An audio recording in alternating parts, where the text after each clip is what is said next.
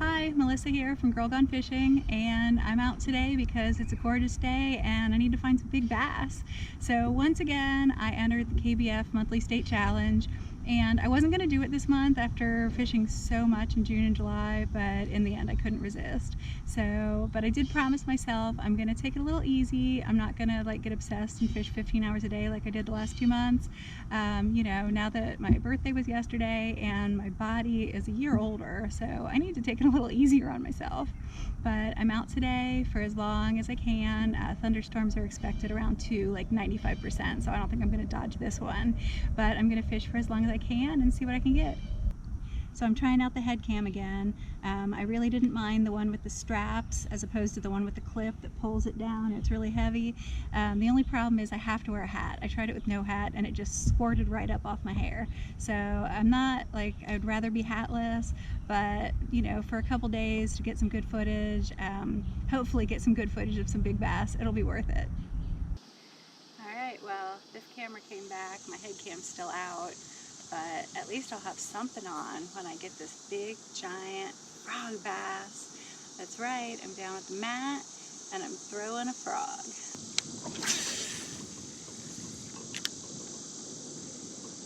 So when I throw out my frog, I let it sit for a little bit just to see if after those ripples die you can get that initial hit. You got to make sure the line's snug enough that you're ready to go if you do get that initial hit.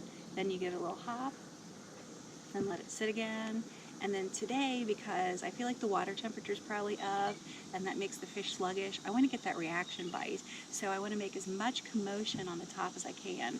So it hops a little bit and lands, displace a little bit of water, and I get it moving. And then if I come to any kind of open water, like a little tiny pocket of open water, I let it stop and sit and let the little string legs dangle down.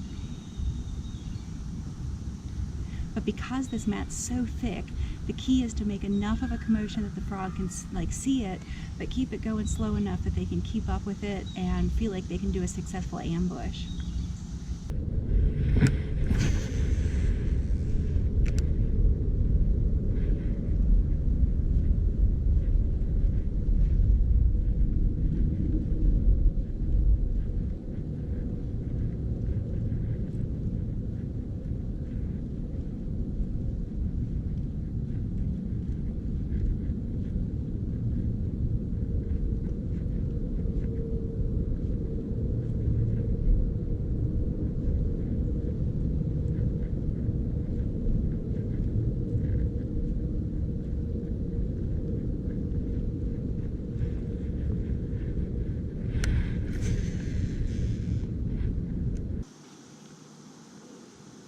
When they're moving in the open water, I'm always thinking, oh, I'm just a scared little frog out in open water, no protection. Oh, I hope no one eats me. Whoa, okay, I found a spot I could rest for a minute. Safe. Oh, I have to go back in the open water. Oh no, I hope there's no big giant fish waiting just under there to eat me. Oh, okay, I made it to the edge. I can rest again. But while he's sitting there, I know his little dangly things are hanging down there, hopefully enticing a bass. I know from fishing here before that somewhere out between me and where the mat gets really thick, there's an underwater group of trees, and I've always done really well right here in front of this tree with like a crankbait or a chatterbait or a lipless crankbait. So I feel like there's stuff right around here. I don't know where the wind's going to end up pushing me, but I'm going to do my best to frog this area while I have this chance.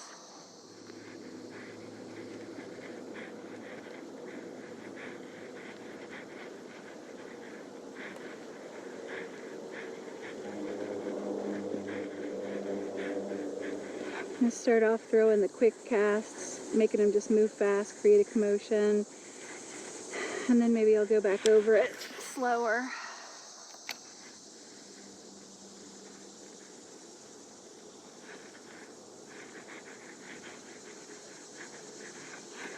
I don't know if you can see, when I'm in my sit-in kayak like this, I'm really close to water level. So my action on the frog is just a little twitchy thing.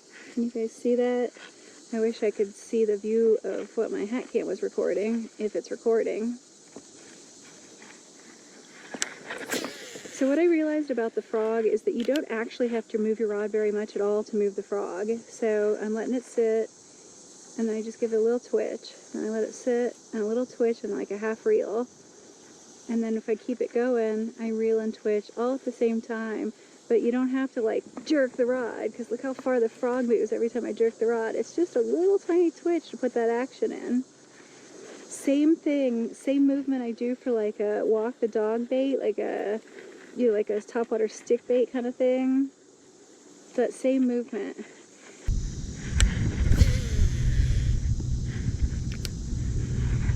I don't know how I'm going to get the fish over this tree, but we'll figure that out once I hook them.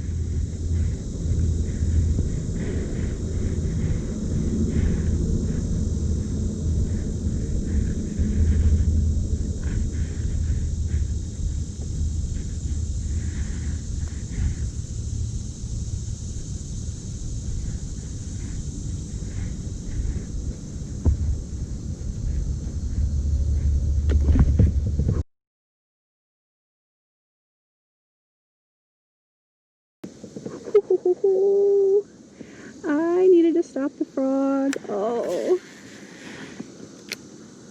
That's discouraging and encouraging all at the same time. My brain wasn't totally focused. I wasn't ready to stop the frog when I needed to let him get it. Although I don't think it was a really serious bite. I think he was more like just hitting it. But it's encouraging because dang, topwater action.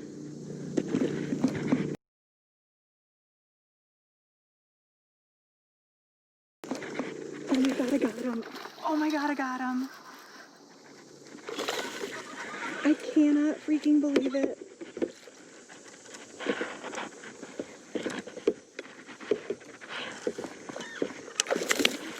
Holy crap. Wow, okay. Alright, let's start removing seaweed and find our fish.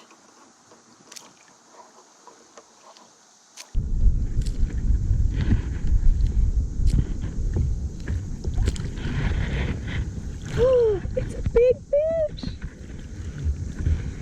Oh my gosh!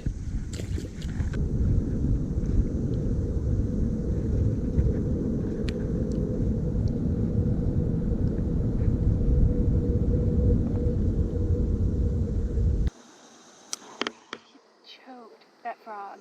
Choked it.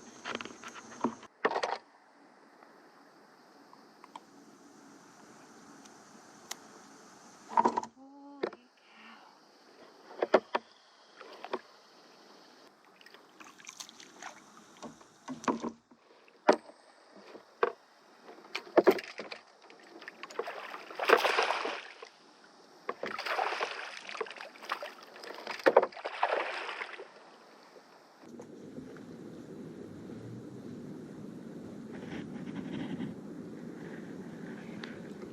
Baby.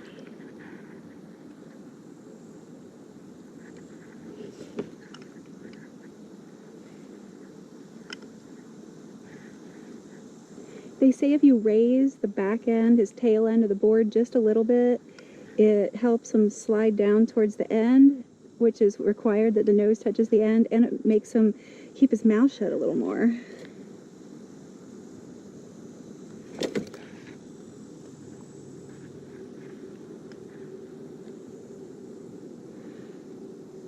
Alright, looks like he's a good solid 17 1/4.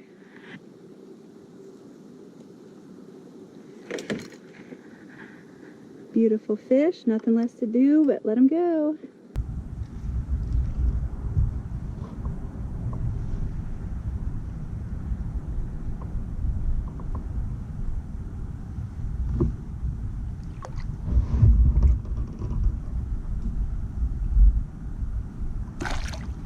He was ready to go.